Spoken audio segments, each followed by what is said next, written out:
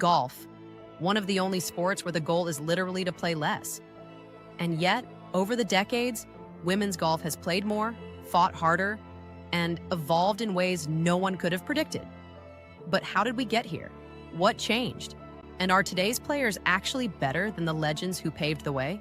Picture this. It's the early 1900s. Women's golf is more of a social event than a serious sport. Players dressed in long skirts, swinging wooden clubs, and putting on greens that were, well, let's just say, not Augusta national quality. Fast forward to today, and it's a whole different ballgame, literally. High-tech clubs, scientific swing analysis, and players hitting drives that would make Bobby Jones do a double take. But let's not get ahead of ourselves. The early pioneers, they weren't just golfers, they were trailblazers. Women like Babe Zaharias and Mickey Wright didn't have million-dollar sponsorships, private jets, or a social media following. They had pure skill and an unshakable drive.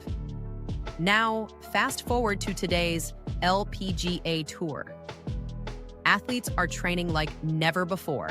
Strength training, biomechanics, data-driven coaching. We've gone from hickory shafts to graphite, from guessing distances to laser precision. And of course, the prize money.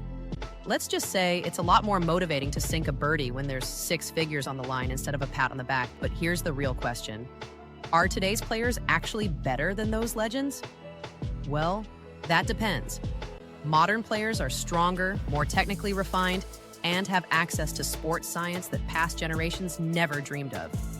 But put a modern pro on a 1950s course with 1950s clubs, and would they dominate? Maybe, maybe not.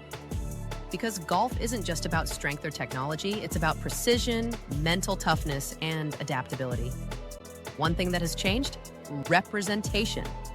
Women's golf today has global superstars, massive television audiences, and young girls watching at home thinking, I can do that. The rise of players from around the world has also made the game more competitive than ever. The LPGA Tour isn't just an American powerhouse, it's an international battlefield, with players from South Korea, Japan, Europe, and beyond raising the bar. So, has women's golf evolved? Absolutely. Has it changed? More than anyone could have imagined.